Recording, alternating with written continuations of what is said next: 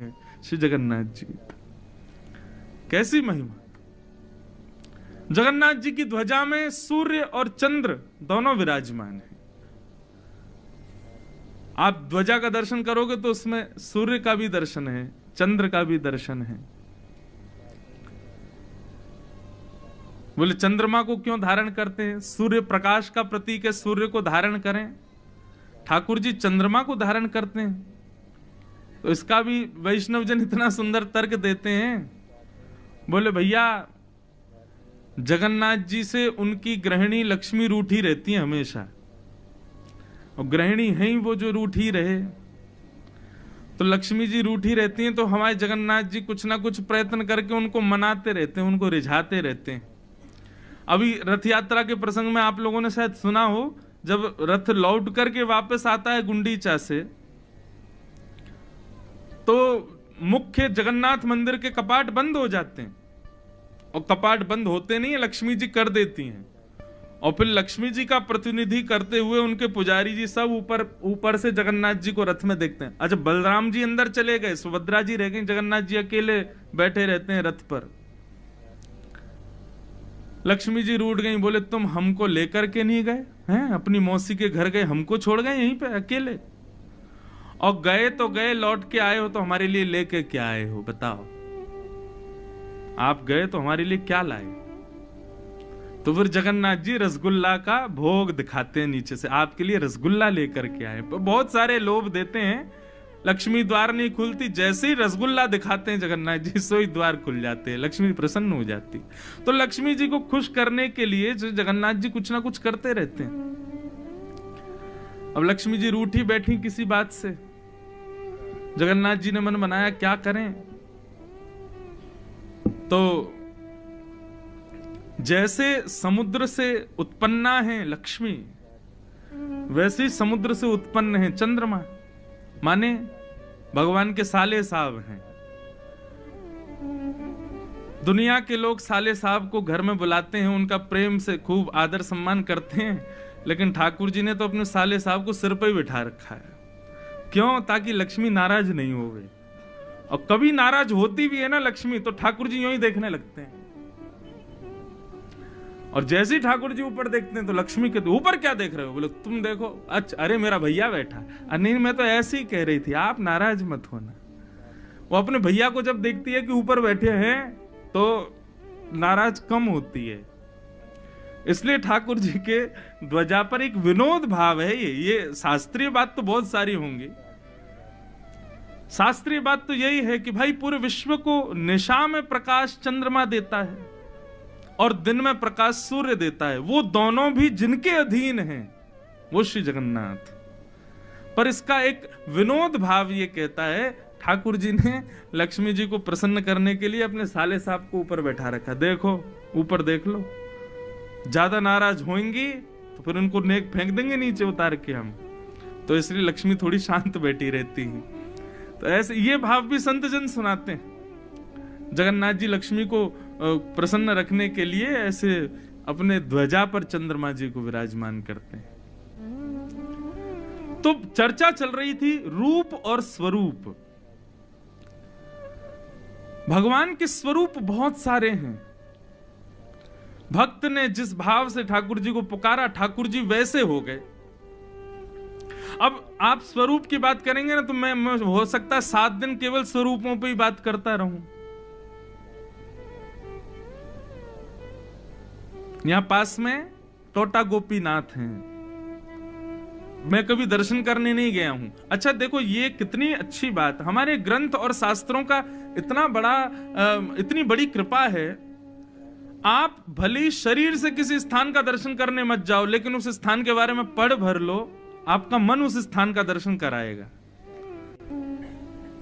कई बार कई लोग जगन्नाथपुरी नहीं गए, लेकिन कथा में जगन्नाथ जी की महिमा सुनते हैं तो उनको जगन्नाथ जी प्रत्यक्ष अनुभव हो जाते हैं। और फिर उसके बाद जब वो लोग आते हैं ना तीर्थ में, तो उनको यहाँ कमियां नहीं दिखाई देती, यहाँ ये कमी है या ये कमी, उनको सब अच्छा ही अच्छा दिखता। क्यों? क्योंकि पहले शास्त्रों के प्रमाण से उन्होंने सुन लिया है।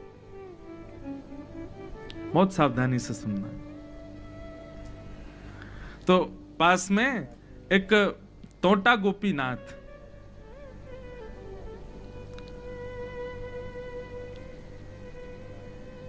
टोटा गोपीनाथ जी के प्रादुर्भाव की कथा तो बहुत लंबी है और बहुत सुंदर भी है।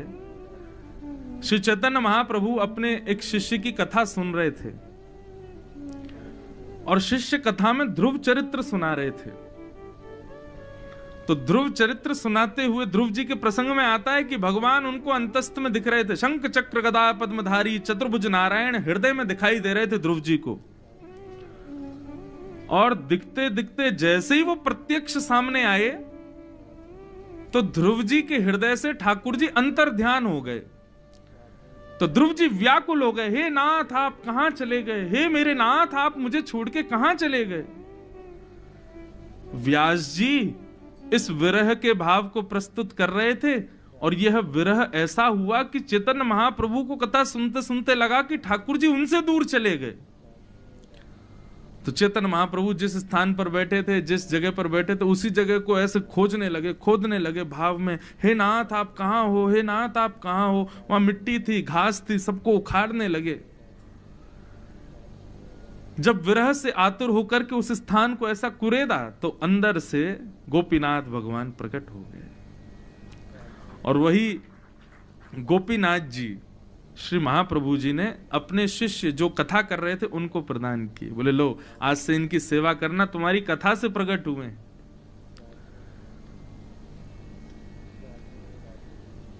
सेवा करने लगे। एक दिन समाचार मिला उस शिष्य को कि श्री महाप्रभु जगन्नाथ जी में विलीन हो गए, महाप्रभु जी श्री जगन्नाथ जी में ही समाहित हो गए। इतना टूट गया वो भक्त, मेरे गुरुदेव कहां चले गए, मेरे गुरुदेव कहां हैं। बहुत रोए। स्थिति ये हो गई कि इतना विरह हुआ कि विरह के कारण धीरे धीरे उनकी कमर झुक गई। रोते रहते थे, वृद्धावस्था भी थी, लेकिन सेवा करने जाते थे ठाकुर जी की। अब कमर झुक गई तो सेवा तो करते थे, लेकिन हाथ पूरा ऊपर तक नहीं जाता था। ठाकुर जी के माथे की जगह नाक पे चंदन, गाल पे चंदन, होठ पे चंदन ऐसे लगता था। दर्शनार्थी आके बताते, बोले अरे पुजारी जी देखो आपने आज ठाकुर जी की नाक पे चंदन लगा दिया, ठाकुर जी के मुख पे चंदन लगा दिया। तो मन में विचार करने लगे अब मेरे से सेवा हो नहीं पाती ठाकुर जी की।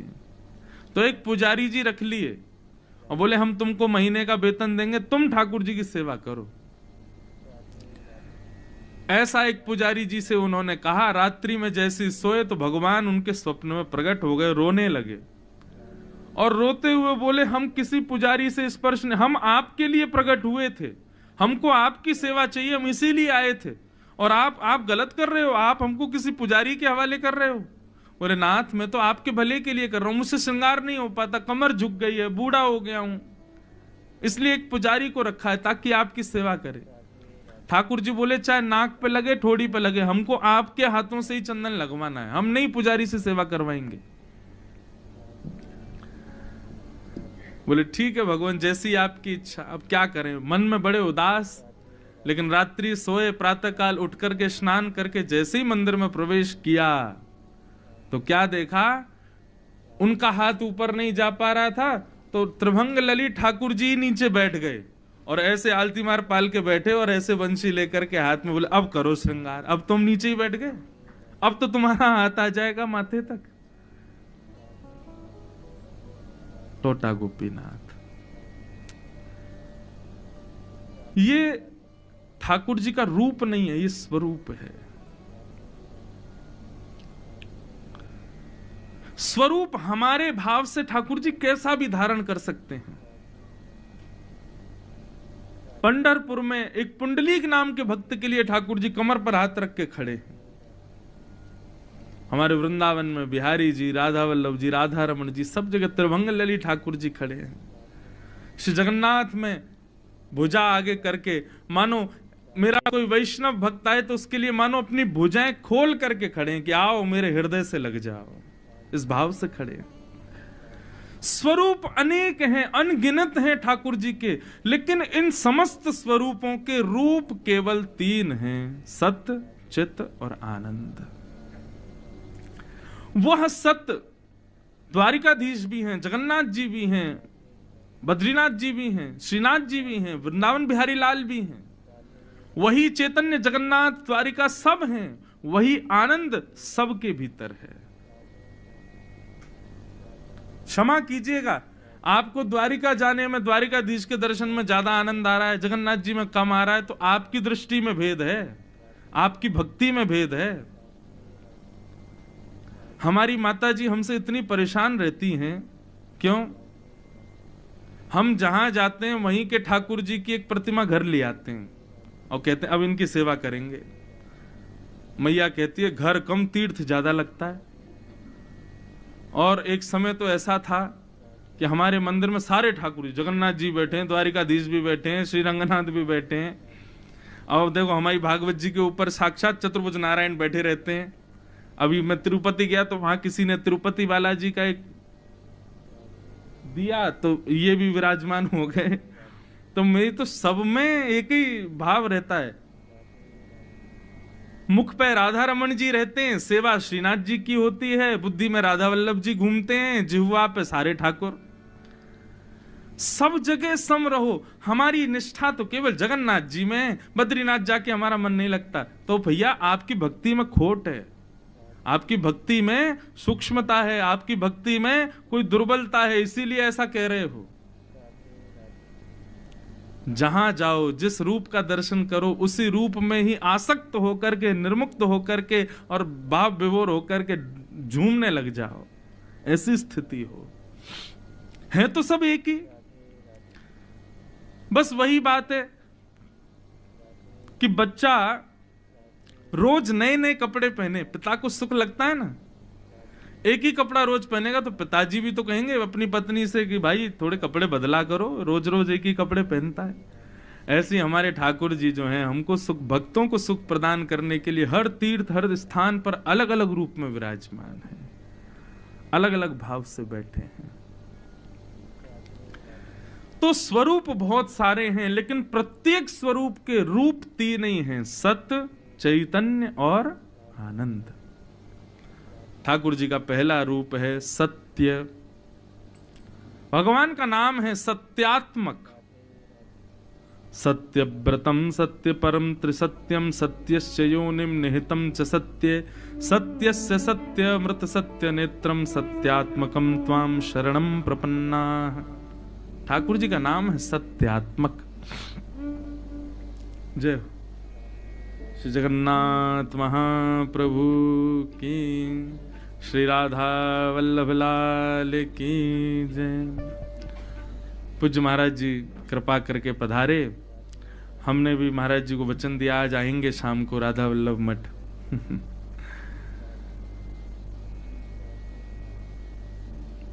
महाप्रभु की जय।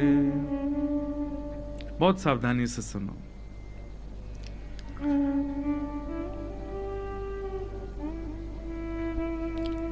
सत्यात्मक। ठाकुर जी सत्य स्वरूप हैं। क्यों? क्योंकि उनके सन्मुख जाने पर सत्य आप छुपा नहीं पाओगे। जगन्नाथ भगवान के सन्मुख जाकर के आप अपने सत्य को छुपा नहीं सकते। आप सबसे छुपा लोगे, लेकिन ठाकुर जी से नहीं छुपा सकते। मेरे सामने आप झूठ बोल जाओगे, अपने किसी रिश्तेदार के सामने झूठ बोल लोगे, लेकिन हमारे जीवन में कुछ लोग ऐसे होते हैं, उनके सामने हम चाह करके भी झूठ नहीं बोल सकते।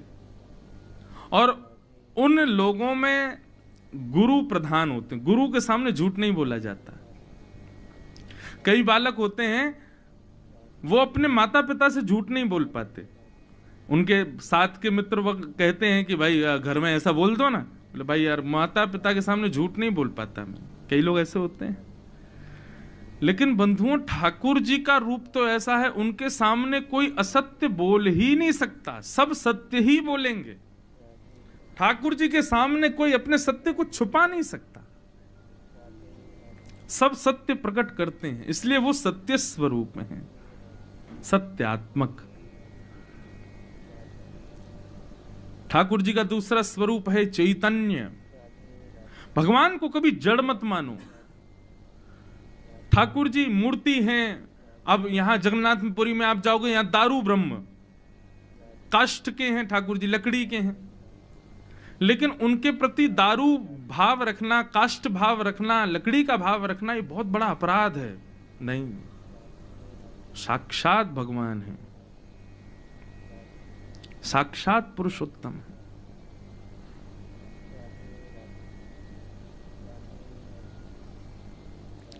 इसको पुरुषोत्तम क्षेत्र इसीलिए भी कहा जाता है क्योंकि यहां दारू के भीतर साक्षात जो जगत नियंता, जो जो जो जगदाधार हैं, जिनने पूरी सृष्टि बनाई है, वो निवास करते हैं उस दारू ब्रह्म में, साक्षात विराजमान है।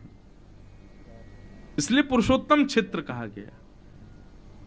तो उनको कभी काष्ठ का, अष्ट धातु का, लोहे का, सोने का, चांदी का ऐसा कभी नहीं मानना है। वो साक्षात भगवान है। उनके प्रति चैतन्य भाव रखो, जड़त्व नहीं रखना है। ये भगवान का दूसरा रूप है। पहला सत्य, दूसरा चैतन्य और तीसरा आनंद। ठाकुर जी आनंद स्वरूप हैं। जो आनंद वृंदावन बिहारी को देखने में आता है, वही आनंद श्री जगन्नाथ जी को देखने में आता है।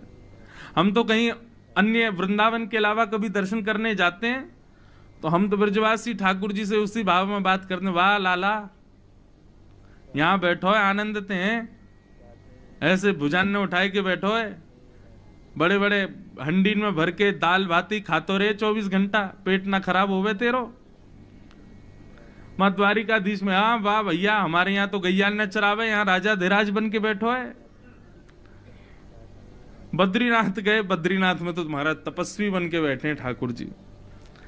हमने कही, मैंने लाल जी, मैंने कि जे वही तपस्या छचिया भर छाछ पे नाच नचायो। मैंने कि जो कन्हैया हमारे वृंदावन में गोपी के लाला मक्खन खाएगो? हाँ खाऊंगा। पहले बंदर की तरह खो खो करके दिखा। तो ठाकुर जी खो खो करते हैं, किस लोभ में? मक्खन मिलेगो खावे को।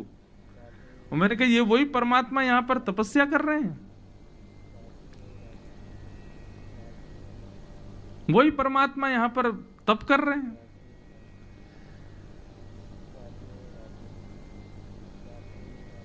सत, चित और आनंद। आनंद सब जगह है। हमारी कथा में हमने बीच में कई बार कुछ ऐसे भाव कहे, अब वो सुनकर के कई श्रोता जन जाकर के मंदिर में उस जय जयकार का प्रयोग करने लग गए। क्या कि मैंने की भैया ठाकुर जी के सामने लोग जाकर कहते हैं कृष्ण कन्हैया लाल की जय, श्री गोवर्धन नाथ की जय, जगन्नाथ की जय, बद्रीनाथ की जय। मैंने कि ये सब जय जयकार तो रोज ही सुने, पक जाते होंगे बेचारे, आदि है गए सुन सुन के। मैंने कि अब की बार जाके कहीं बोलो वृषभानु के जमाई की। ठाकुर जी अगर चुपचाप बैठे भी होंगे तो भी एक बार को आंख तो खोले ही लेंगे, भैया कौन आया हो ये, वृषभानु के जमाई की जय। द्वारिका में जाकर के, अब द्वारिका के सब पुजारी वहां पर खूब स्नेह करते हैं, तो मैं जब जाता हूं तो द्वारिकाधीश में सब लोग जय जयकार करते हैं। हम जब कहें वृषभानु के जमाई की जय, तो एक पुजारी जी आए, बोले चुप ऐसा मत बोलो। मैंने कहा क्यों नहीं बोले? बोले रुक्मणी आदि सब पटरानियां पीछे ही बैठी हैं, वो आपको तो कुछ नहीं कहेंगी, हमको छोड़ेंगी नहीं। बोले किसको ले आए हो? वृषभानु के जमाई। यहां तो कहो भीष्मक के जमाई की जय। मैंने कहा नहीं, हम तो वृषभानु के जमाई की जय बोलेंगे। तो ठाकुर जी आनंद स्वरूप हैं, चाहे कहीं विराजें, जगन्नाथपुरी में हो, द्वारिका में हो, बद्रीनाथ में हो, सब जगह आनंद प्रदान करते हैं। हमने तो चारों धामों में कथा की है और चारों धामों में अपने साक्षात राधा रमण जी का ही अलग अलग श्रृंगारों में दर्शन किया है। ये भाव रहता ही नहीं है कि ये हमारे राधा रमण नहीं है, ये हमारे वृंदावन बिहारी नहीं है, ये कोई और है। ऐसी बात आती ही नहीं है मन में, और आपके भी नहीं आनी चाहिए। तभी वो आनंद आपको प्राप्त होगा। मीराबाई कहीं चली जाती, सब जगह उनको वही गिरधर नागर दिखते। वही गिरधर नागर का दर्शन उनको होता। श्रीमद वल्लभाचार्य जी महाराज कहां नहीं गए, पूरे विश्व में भ्रमण किया, हर जगह उनको ठाकुर जी का अनुभव होता था। समत्व जब दृष्टि में आता है, समत्व एक समान भाव जब आ जाता है, तो जित देखूं उदित श्याममयी है। मैं देखूं जिस ओर सखीरी, सामने मेरे सांवरिया, मैं तो नाचूंगी सांवरिया, मैं तो नाचूंगी सांवरिया।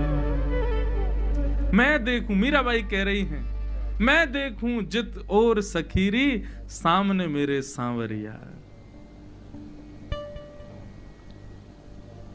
किसी श्याम वस्तु को भी मीराबाई देख लेती थी ना, तो श्याम वर्ण की वस्तु को देख के मीराबाई उससे बात करती हो, कहती तुम कितने भाग्यशाली हो, जड़ वस्तु से।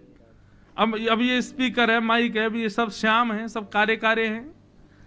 मीराबाई की दृष्टि कैसी, जहां भी श्याम वर्ण देखती तो उससे जड़ वस्तु से भी बात करती, तुम कितने भाग्यशाली हो। क्यों? तुम्हारा वर्ण जो है वो हमारे श्याम सुंदर जैसा है, हमारे कन्हैया जैसा है। मैं कितनी अभागिनी हूं, मुझे किसी रूप में स्वीकार नहीं किया, लेकिन तुम कितने भाग्यशाली, अपने वर्ण के रूप में तुमको स्वीकार कर लिया। तुलसी से चर्चा करती, तुम कितनी भाग्यशाली, तुम्हारे बिना ना जल पी में, ना भोजन करें, कहीं कुछ नहीं करते, तुम कितनी भाग्यशाली हो। मैं कितनी अभागिनी हूं, मुझे वृक्ष भी नहीं बनाया ठाकुर जी ने। पुष्पों को देखती तो मीराबाई उनकी प्रशंसा करती, तुम कितने भाग्यशाली हो, उनके चरणों में तो जाते हो। मैं कितनी अभागिनी, मुझे उस रूप में भी स्वीकार नहीं किया। बहती हुई नदी को देखते कहती तुम कितने भाग्यशाली हो, तुमसे स्नान करते हैं, मुझे तो उसमें भी स्वीकार। सबको श्रेष्ठ मानती, सब जगह कृष्ण संबंधी भाव रख करके मीराबाई सब में कृष्ण को देखती थी। इसलिए जहां जाती, जिस रूप में, जिस भाव में जाती, आनंद में ही रहती मीराबाई।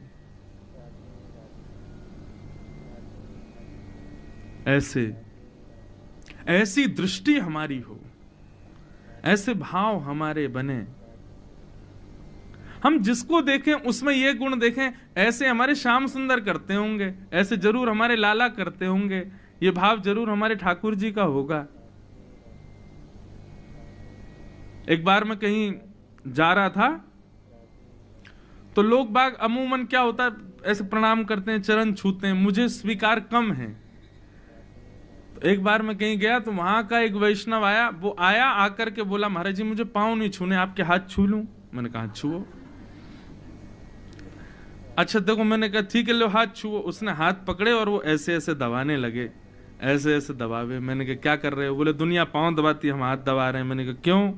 बोले आप इन हाथों से लाल जी को उठाते हो, आप इन हाथों से उनको माला पहनाते हो, आप इन हाथों से उनको भोग धराते हो, आप इन हाथों से उनकी आरती करते हो, उनको इत्र लगाते हो। ये हाथ कितने सौभाग्यशाली हैं आपके। और बार बार महाराज जी हाथ को लेवे, अपने गाल से लगावे, अपने हृदय से लगावे। और उसके भाव देख करके मेरा मन बिल्कुल नहीं किया कि मैं हाथ पीछे करूं। मैंने ले भैया और लगा ले। ऐसे भाव सबके हो जाएं तो कहां पहुंच जाएं हम लोग। सबके कहां बन पाते हैं ये भाव। ठाकुर जी आनंद स्वरूप हैं, लेकिन उस प्रकार का भाव तो हम लाएं कि हम जहां जाएं, जिस रूप में, जिस भाव में, जिस देश में, जिस वेश में, परवेश में